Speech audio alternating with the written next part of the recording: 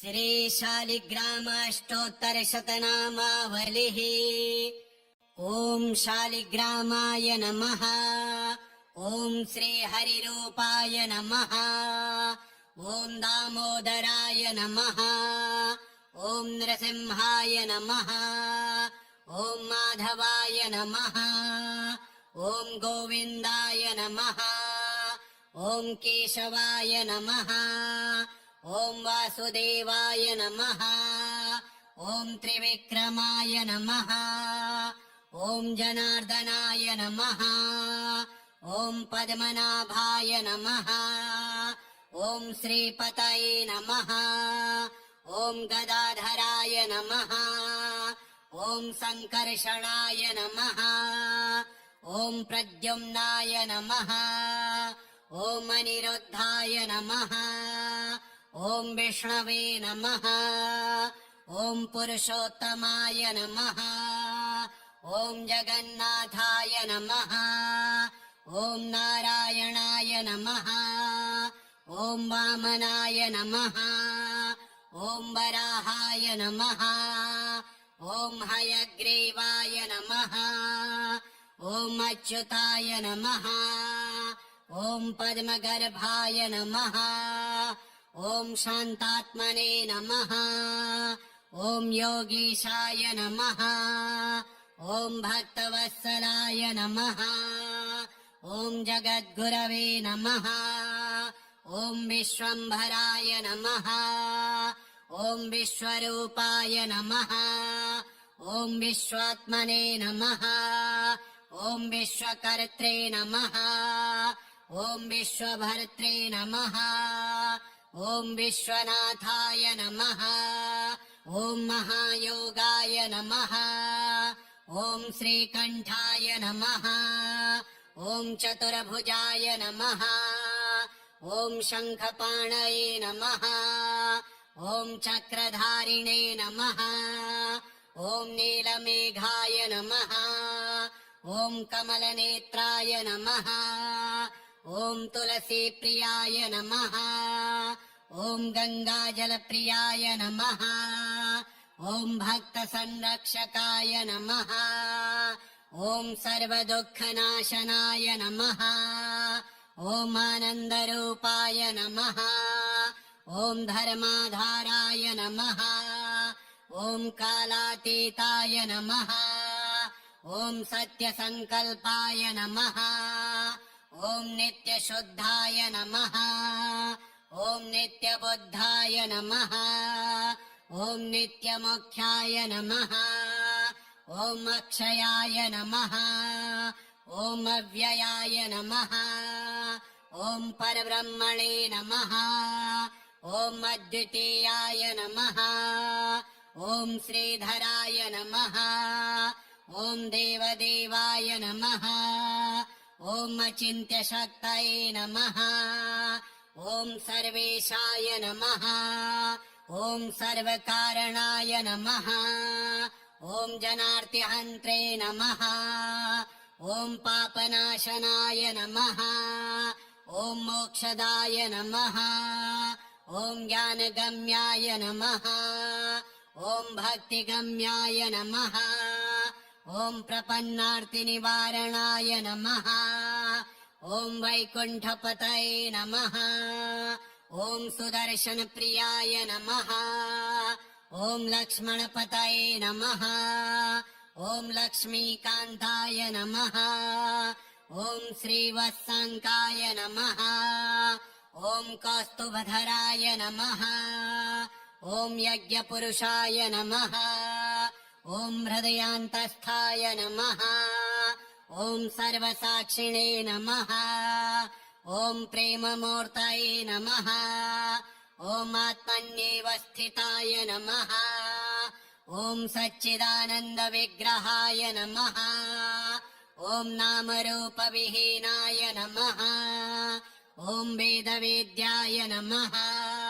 ॐ वेदान्तवेद्याय नमः। ॐ गोपितात्मने नमः। नमः। ॐ गोपितात्मने नमः। ॐ ध्यानगम्याय नमः।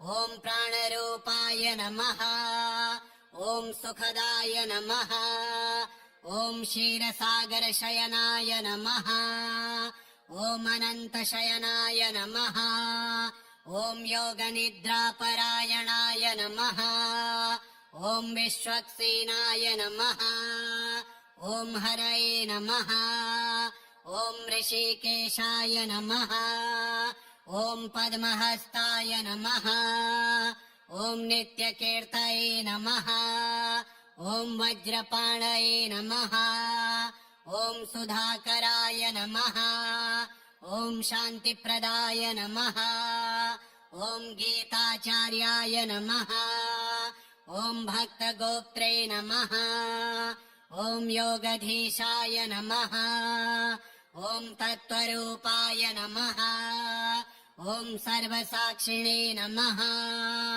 ॐ ब्रह्मनाभाय नमः ॐ नारायणाय नमः ॐ शालिग्रामेश्वराय नमः ॐ स्वयंपूर्णाय नमः ॐ शालिग्रामदेवाय नमः ॐ शालिग्रामाय नमः ॐ श्रीहरिरूपाय नमः ॐ दामोदराय नमः ॐ नृसिंहाय नमः ॐ माधवाय नमः ॐ गोविन्दाय नमः ॐ केशवाय नमः ॐ वासुदेवाय नमः ॐ त्रिविक्रमाय नमः ॐ जनार्दनाय नमः ॐ पद्मनाभाय नमः ॐ श्रीपतये नमः ॐ गदाधराय नमः ॐ सङ्कर्षणाय नमः ॐ प्रद्युम्नाय नमः ॐ अनिरुद्धाय नमः ॐ विष्णवे नमः ॐ पुरुषोत्तमाय नमः ॐ जगन्नाथाय नमः ॐ नारायणाय नमः ॐ वामनाय नमः ॐ वराहाय नमः ॐ हयग्रीवाय नमः ॐ अच्युताय नमः ॐ पद्मगर्भाय नमः ॐ शान्तात्मने नमः ॐ योगीशाय नमः ॐ भक्तवत्सलाय नमः ॐ जगद्गुरवे नमः ॐ विश्वम्भराय नमः ॐ विश्वरूपाय नमः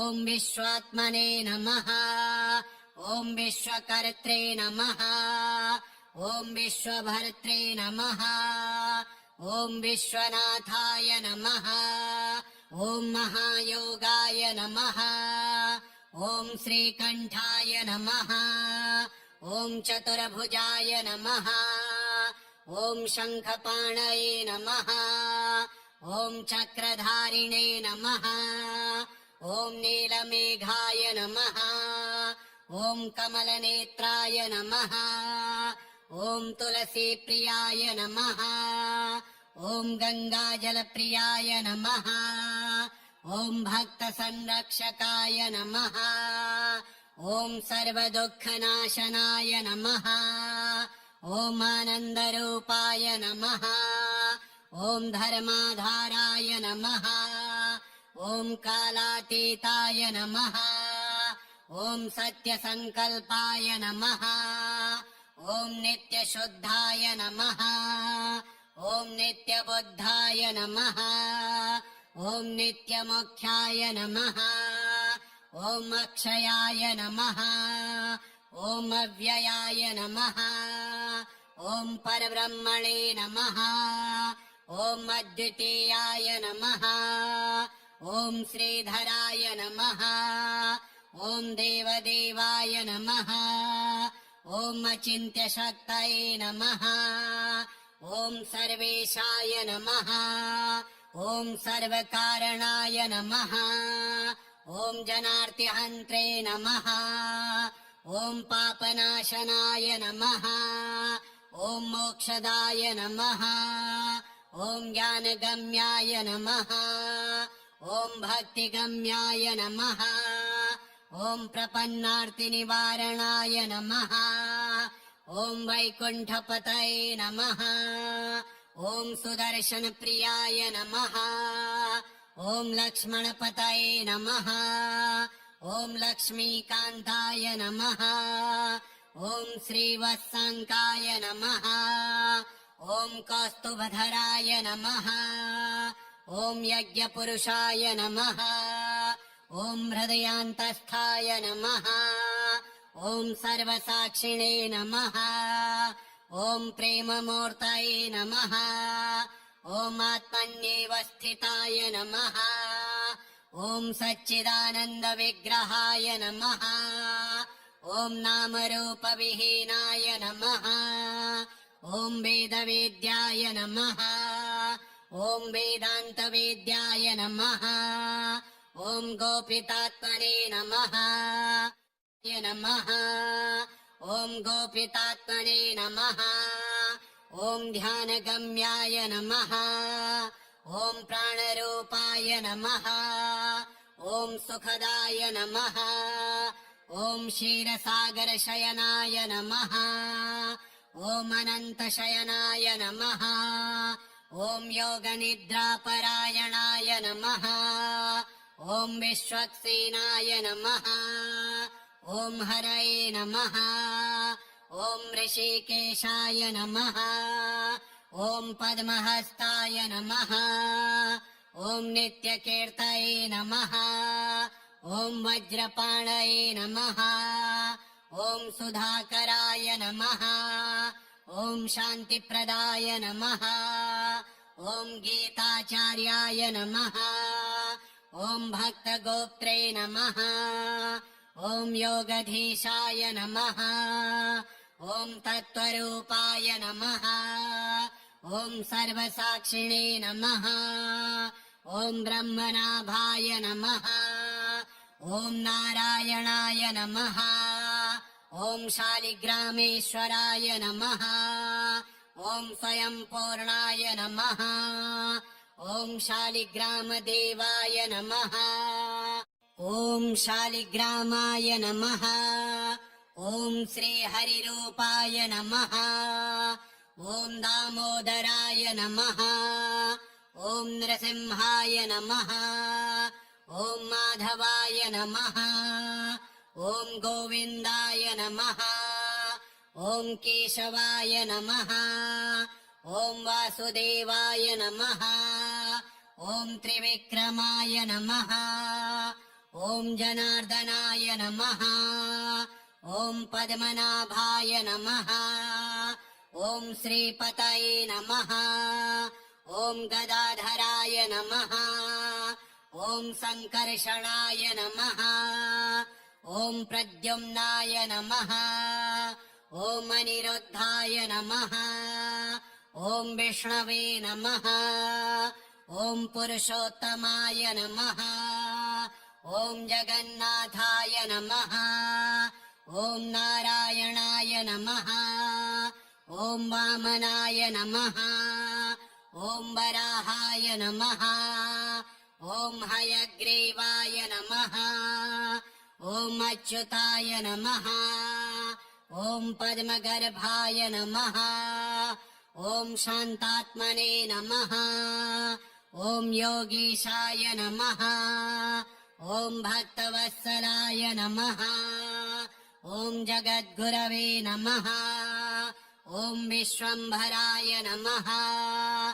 ॐ विश्वरूपाय नमः ॐ विश्वात्मने नमः ॐ विश्वकर्त्रे नमः ॐ विश्वभर्त्रे नमः ॐ विश्वनाथाय नमः ॐ महायोगाय नमः ॐ श्रीकण्ठाय नमः ॐ चतुर्भुजाय नमः ॐ शङ्खपाणये नमः ॐ चक्रधारिणे नमः ॐ नीलमेघाय नमः ॐ कमलनेत्राय नमः ॐ तुलसीप्रियाय नमः ॐ गङ्गाजलप्रियाय नमः ॐ भक्तसंरक्षकाय नमः ॐ सर्वदुःखनाशनाय नमः ॐ आनन्दरूपाय नमः ॐ धर्माधाराय नमः ॐ कालातीताय नमः ॐ सत्यसङ्कल्पाय नमः ॐ नित्यशुद्धाय नमः ॐ नित्यबुद्धाय नमः ॐ नित्यमोक्षाय नमः ॐ अक्षयाय नमः ॐ अव्ययाय नमः ॐ परब्रह्मणे नमः ॐ अद्वितीयाय नमः ॐ श्रीधराय नमः ॐ देवदेवाय नमः ॐ अचिन्त्यशक्तये नमः ॐ सर्वेशाय नमः ॐ सर्वकारणाय नमः ॐ जनार्तिहन्त्रे नमः ॐ पापनाशनाय नमः ॐ मोक्षदाय नमः ॐ ज्ञानगम्याय नमः ॐ भक्तिगम्याय नमः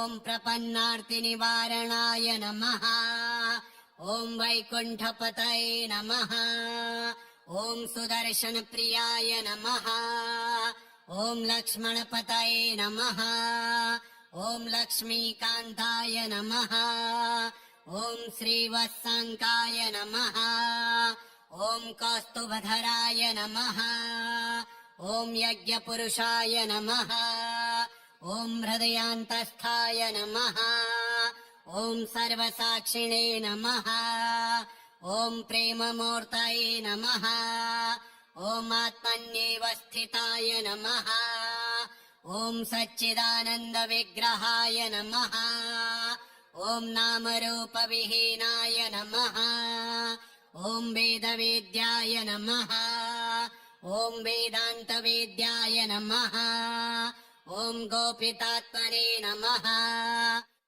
नमः ॐ गोपितात्मने नमः ॐ ध्यानगम्याय नमः ॐ प्राणरूपाय नमः ॐ सुखदाय नमः ॐ क्षीरसागरशयनाय नमः ॐ अनन्तशयनाय नमः ॐ योगनिद्रापरायणाय नमः ॐ विश्वक्सेनाय नमः ॐ हरये नमः ॐ ऋषिकेशाय नमः ॐ पद्महस्ताय नमः ॐ नित्यकीर्तये नमः ॐ वज्रपाणये नमः ॐ सुधाकराय नमः ॐ शान्तिप्रदाय नमः ॐ गीताचार्याय नमः ॐ भक्तगोप्त्रे नमः ॐ योगधीशाय नमः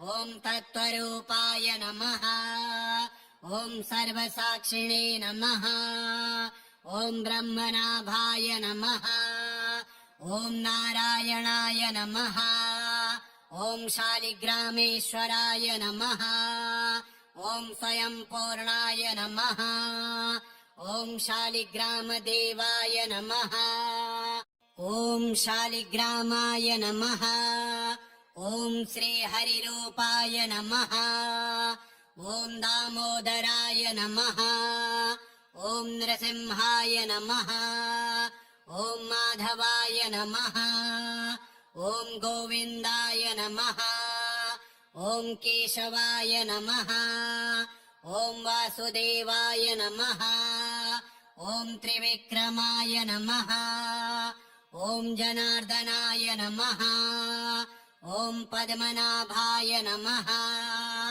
ॐ श्रीपतये नमः ॐ गदाधराय नमः ॐ सङ्कर्षणाय नमः ॐ प्रद्युम्नाय नमः ॐ अनिरुद्धाय नमः ॐ विष्णवे नमः ॐ पुरुषोत्तमाय नमः ॐ जगन्नाथाय नमः ॐ नारायणाय नमः ॐ वामनाय नमः ॐ वराहाय नमः ॐ हयग्रीवाय नमः ॐ अच्युताय नमः ॐ पद्मगर्भाय नमः ॐ शान्तात्मने नमः ॐ योगीशाय नमः ॐ भक्तवत्सलाय नमः ॐ जगद्गुरवे नमः ॐ विश्वम्भराय नमः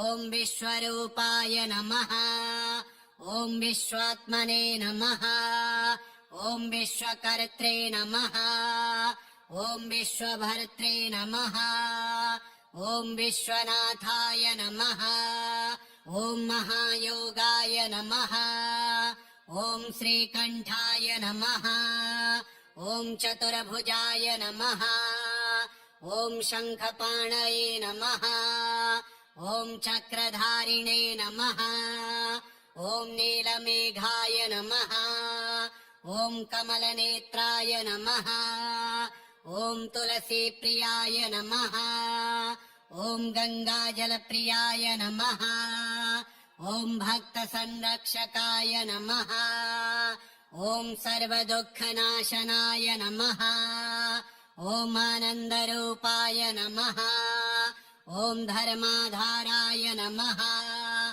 ॐ कालातीताय नमः ॐ सत्यसङ्कल्पाय नमः ॐ नित्यशुद्धाय नमः ॐ नित्यबुद्धाय नमः ॐ नित्यमोक्षाय नमः ॐ अक्षयाय नमः ॐ अव्ययाय नमः ॐ परब्रह्मणे नमः ॐ अद्वितीयाय नमः ॐ श्रीधराय नमः ॐ देवदेवाय नमः ॐ अचिन्त्यशक्तये नमः ॐ सर्वेशाय नमः ॐ सर्वकारणाय नमः ॐ जनार्तिहन्त्रे नमः ॐ पापनाशनाय नमः ॐ मोक्षदाय नमः ॐ ज्ञानगम्याय नमः ॐ भक्तिगम्याय नमः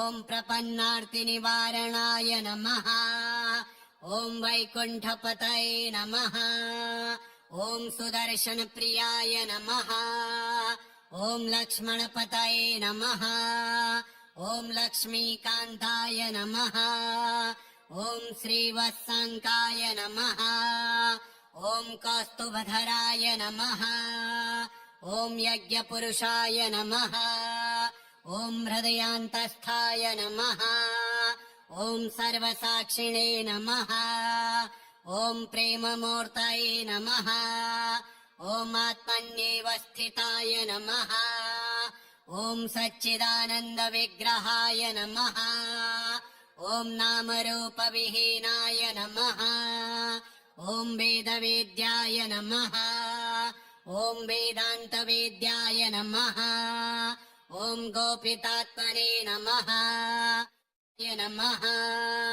ॐ गोपितात्मने नमः ॐ ध्यानगम्याय नमः ॐ प्राणरूपाय नमः ॐ सुखदाय नमः ॐ क्षीरसागरशयनाय नमः ॐ अनन्तशयनाय नमः ॐ योगनिद्रापरायणाय नमः ॐ विश्वक्सेनाय नमः ॐ हरये नमः ॐ ऋषिकेशाय नमः ॐ पद्महस्ताय नमः ॐ नित्यकीर्तये नमः ॐ वज्रपाणये नमः ॐ सुधाकराय नमः ॐ शान्तिप्रदाय नमः ॐ गीताचार्याय नमः ॐ भक्तगोप्त्रे नमः ॐ योगधीशाय नमः ॐ तत्त्वरूपाय नमः ॐ सर्वसाक्षिणे नमः ॐ ब्रह्मनाभाय नमः ॐ नारायणाय नमः ॐ शालिग्रामेश्वराय नमः ॐ स्वयंपूर्णाय नमः ॐ शालिग्रामदेवाय नमः ॐ शालिग्रामाय नमः। ॐ श्रीहरिरूपाय नमः। ॐ दामोदराय नमः। ॐ नृसिंहाय नमः। ॐ माधवाय नमः। ॐ गोविन्दाय नमः। ॐ केशवाय नमः। ॐ वासुदेवाय नमः। ॐ त्रिविक्रमाय नमः। ॐ जनार्दनाय नमः। ॐ पद्मनाभाय नमः। ॐ श्रीपतये नमः। ॐ गदाधराय नमः। ॐ सङ्कर्षणाय नमः। ॐ प्रद्युम्नाय नमः। ॐ अनिरुद्धाय नमः। ॐ विष्णवे नमः। ॐ पुरुषोत्तमाय नमः। ॐ जगन्नाथाय नमः। ॐ नारायणाय नमः। ॐ वामनाय नमः। ॐ वराहाय नमः। ॐ हयग्रीवाय नमः। ॐ अच्युताय नमः। ॐ पद्मगर्भाय नमः। ॐ शान्तात्मने नमः। ॐ योगीशाय नमः। ॐ भक्तवत्सलाय नमः। ॐ जगद्गुरवे नमः। ॐ विश्वम्भराय नमः। ॐ विश्वरूपाय नमः। ॐ विश्वात्मने नमः। ॐ विश्वकर्त्रे नमः। ॐ विश्वभर्त्रे नमः। ॐ विश्वनाथाय नमः। ॐ महायोगाय नमः। ॐ श्रीकण्ठाय नमः। ॐ चतुर्भुजाय नमः। ॐ शङ्खपाणये नमः। ॐ चक्रधारिणे नमः। ॐ नीलमेघाय नमः। ॐ कमलनेत्राय नमः। ॐ तुलसीप्रियाय नमः। ॐ गङ्गाजलप्रियाय नमः। ॐ भक्तसंरक्षकाय नमः। ॐ सर्वदुःखनाशनाय नमः। ॐ आनन्दरूपाय नमः। ॐ धर्माधाराय नमः। ॐ कालातीताय नमः। ॐ सत्यसङ्कल्पाय नमः। ॐ नित्यशुद्धाय नमः। ॐ नित्यबुद्धाय नमः। ॐ नित्यमोक्षाय नमः। ॐ अक्षयाय नमः। ॐ अव्ययाय नमः। ॐ परब्रह्मणे नमः। ॐ अद्वितीयाय नमः। ॐ श्रीधराय नमः। ॐ देवदेवाय नमः। ॐ अचिन्त्यशक्तये नमः। ॐ सर्वेशाय नमः। ॐ सर्वकारणाय नमः। ॐ जनार्तिहन्त्रे नमः। ॐ पापनाशनाय नमः। ॐ मोक्षदाय नमः। ॐ ज्ञानगम्याय नमः। ॐ भक्तिगम्याय नमः। ॐ प्रपन्नार्तिनिवारणाय नमः। ॐ वैकुण्ठपतये नमः। ॐ सुदर्शनप्रियाय नमः। ॐ लक्ष्मणपतये नमः। ॐ लक्ष्मीकान्ताय नमः। ॐ श्रीवत्साङ्काय नमः। ॐ कौस्तुभधराय नमः। ॐ यज्ञपुरुषाय नमः। ॐ हृदयान्तस्थाय नमः। ॐ सर्वसाक्षिणे नमः। ॐ प्रेममूर्तये नमः। ॐ आत्मन्येव स्थिताय नमः। ॐ सच्चिदानन्दविग्रहाय नमः। ॐ नामरूपविहीनाय नमः। ॐ वेदवेद्याय नमः।